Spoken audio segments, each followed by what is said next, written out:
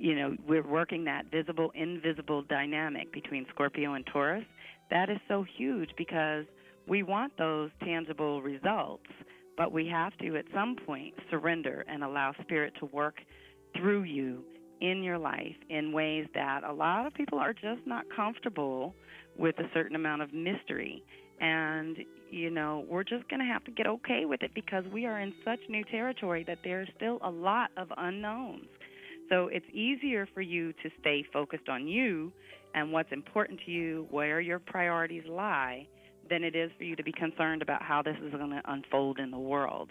You do want to work on the completion of whatever the Scorpio energy has brought to the surface, because Scorpio is a very unconscious, energy. It works under the surface on subliminal levels, but it can tend to undermine us going forward because it's power issues. And everyone kind of has to work on their balance on how they direct their power. And we've all had instances where we've misdirected it and misused it and learned the lessons the hard way. We don't want to do that anymore because now the power in the universe is such instant manifestation that karma is also pretty instant, and you're finding out how your thoughts can manifest so quickly and so easily that you've got to keep them clean. And even though this kind of brings up the dark side of things, because Scorpio is ruled by Pluto, which is the death, power, sex, money issues that a lot of people just have a hard time dealing with or talking about. This is the time of year where we want to bring them into the light and try our best to deal with them, which puts us right in the full moon and Taurus territory of what's important to you, where these things are concerned, where your family is concerned, where your resources are concerned, and certainly your physical health is there as well, and how strong or stable you are to handle the emotional waves that come through, especially on the full moon, okay? We have a lot of a lot of support for releasing any kind of fear or dread or negative thoughts or beliefs right now. You want to focus on what you want versus what you need, okay, again, with the values and priorities. Taurus loves to enjoy the fruits of its labor, but it does have the ability to be very practical as well. So you want to get your needs met first, and whatever energy or resources is left over to fill in some blanks there, then getting what you desire can come right into being. But it does have to be balanced, okay? Venus has to do with how we're all connected and related. So you're not going to get your needs met by stepping on anybody else or using other people to get things done. A lot of that is coming into the light, and you can see that it's being purified one way or another. And this is a huge time to focus on how we treat Mother Earth. That's another kind of big concept, I know, but for us, the little steps that you can take to care for the planet that is your home, then the more bounty and abundance that can blossom in your world directly. And it is relationship time, so that's a lot that's going on right now. So you want to get real clear about the people who support you and your endeavors and the people who actually weigh you down and hold you back. Okay, with Venus and Jupiter going direct on the same day, that means based on the new priorities that have come into the light for you, you can really, truly tell a new story. And Jupiter's in Pisces, which means it's the end of a 12-year story for everybody. This is kind of social and collective. If you happen to have Jupiter in Pisces, it's a new 12-year cycle for you personally. But as soon as we hit 2011 and it hits Aries, it's initiating a completely new 12-year story, clean slate. And that has a lot to do with what you say is important to you and how you're moving through. The choices that you're making are going to reflect what's important to you. That's sort of telling the universe what you value by the choices you make and how you spend your resources, which is more than just money. It's time and energy and focus. With Taurus, we have this dedication versus stubbornness. Okay, the shadow side of dedication is being stubborn and holding on. And you got to remember that Taurus, Scorpio, and Leo, Aquarius are all fixed signs. So they sort of find a rhythm and stick to it, and they don't like to change it very often. However, we're also a month out from a lunar eclipse in Gemini. So your thinking is already being worked on kind of subliminally right now, and changes are coming in to the story in general. When Gemini-Sag eclipses start kicking, which they're going to initiate December 21st is the first one, that is going to shift the story and the truth over the course of, and it's a 2-year process that anchors the next 10 and 20 years. So we really want to work this as consciously as possible, and the intensity is already warming up. So even though we might not have a lot of heavy-duty activations this week specifically, you're still got the intensity of the full moon. You've got the intensity of the turnarounds of the planets. We have Mercury hitting Capricorn on the 30th of November. That means it's going to hit its shadow for its final retrograde of the year. So I do want to give you a little heads up on the Mercury retrograde because it is going to hit Capricorn, retrograde in Capricorn on December 10th, and go forward in Sag December 30th. So remember, we initiated 2010 with a Mercury retrograde in Capricorn, which initiated a completely new reality for the year. And then throughout 2010, it went backwards in Earth signs, which meant we really needed to get practical about our thinking and our ideas and our plans and things. Now, as we go forward, depending on how well you did this year, it's going to go backwards in Earth signs and forward in fire signs. And if you have not kind of pruned things around your ideas and concepts and gotten a little more practical in them, then those fire signs are going to they're going to make you angry and frustrated versus creative. If you have done the groundwork and you've really gotten grounded about your ideas and you've learned how to apply certain practical applications along the way, then that fire energy is going to breathe some creativity into them and help expand you even further. Just remember that fire and water need containers to be useful. So the earth energy becomes that container, and we can really make this useful. And this is going to wrap things up. Like I said, it's going to go forward on the 30th, which means as we get into January 2011, it's still kind of shadow realm, but it is going to initiate a new year of new ideas and new directions for you. So for this week, I just want you really focused on the different, first of all, Mercury retrograde, so you know that also has to do with travel glitches and miscommunications, and with the holidays coming up, you know, that's hard on a good day. So just keep in mind Mercury is going to mess with things. Now, that's not the point of it. That's not how we work it in the power circle. The whole point of the glitches with technology is because you're supposed to be communing with spirit and your higher self and pulling in to do a review of your thoughts and ideas and how your thinking is serving you or holding you back. So when you're having trouble with technology, very often I will just turn it all off and call it a day. And when I do that, it's almost like I open another channel so that Spirit can pour in some new understanding, some new information that I go back to it fresh the next day, and technology works fine, and I get even more answers along the way. So we do want to prepare for that.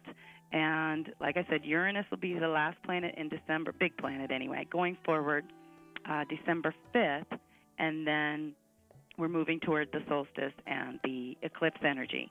So for the Taurus full moon chart, I just wanted to put a few things on the table. It is ruled by Aquarius. So even though it's a full moon and even though we're going to have a Cancer moon during the Thanksgiving holiday and things are going to be really emotional, I want you to try to work some detachment into the process, because all the energy in this first house of the Taurus full moon chart is really speaking to the identity and to the new beginning kind of energy. It has the remnants of the healing trinity finishing things up, and it's also got Jupiter and Uranus finishing up in Pisces there. So there's this completion, initiation kind of energy going on with this full moon. So you're going to feel a little bit of both. Whatever you feel the most, just tune in there. We did get some guidance for, based on the Scorpio new moon initiation, I was asking for guidance on what to do with this full moon in Taurus, and to make sure that we get that final piece, because remember, it's in that last degree. And it came up courage, and it suggested that the inner process we need is faith, and the outer process we need is recognition.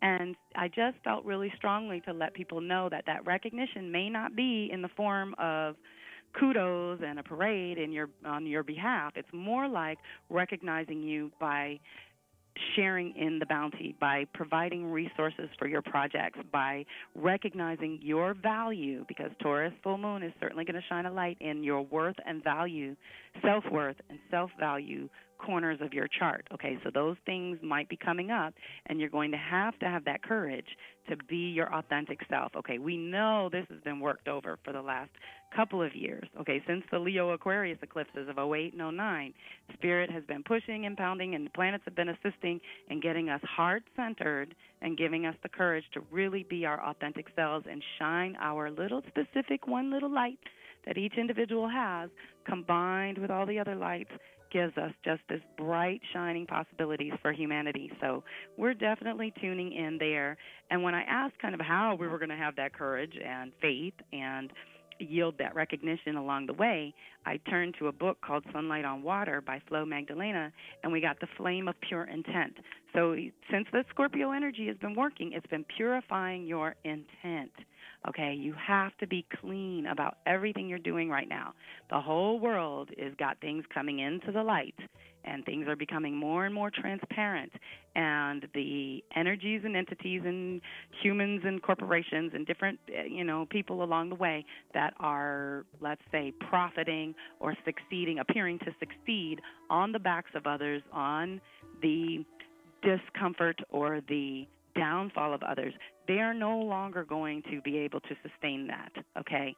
So as clean as you can get in the process, then I'm just really encouraging people that as much stuff is going down, there's new energy coming up in its place, and we really want to focus on that rebirth to as much of an extent as is physically possible for you. So this week, I just want you tuned in. Mars and Mercury are playing together in what's normally challenging ways, but I think those challenges are building blocks, really. The squares push you out of comfort zone into new territory, and I think what's going to end up happening is that Mercury has these ideas and Mars wants to take action on them, and your action may be limited.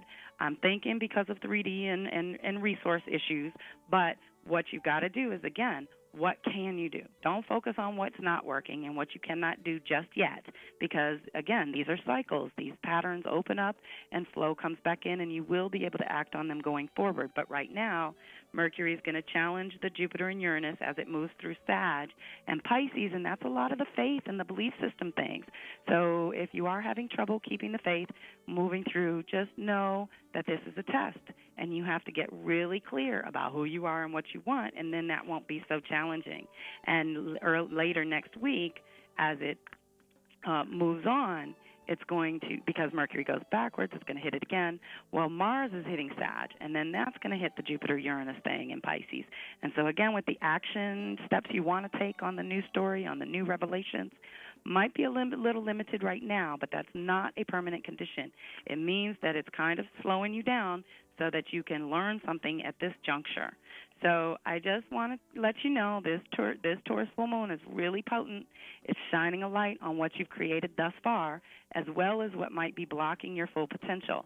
Think of what you initiated in spring and where you are now 6 months later. What can be pruned to ensure more effectiveness going forward? Taurus is very practical. Taurus energy gets you connected to your own definition of substance and beauty, so that's going to be on the table this week, and reminds you what is most important to you at this time. Look for the areas where you might be being a little more stubborn than you need to be rather than dedicated, and areas where you've been comfort-seeking rather than being practical about who you are and what you want. And we have tremendous support for shifting these dynamics. So this is Kelly M. Beard from Karmic Tools and Lunar Reflections. I hope you will tune in next week for the pre-recorded show. Otherwise, I will catch you, I guess, December 3rd will be the next live show that we do. And Lisa, do we have anybody there with any questions? Anything to finish up? Anything I forgot? I can. Oh, good. I haven't heard Shannon's voice in a long time. Hi, darling. Oh, good to hear your voice. Exactly. Well, welcome to the next level, ladies and gentlemen, everyone that's there.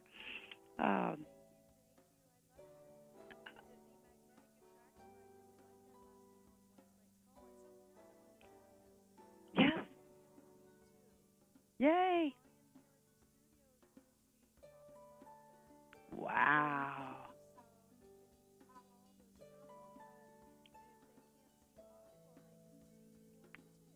Get out of town. Oh, my God. 21st century, here we come.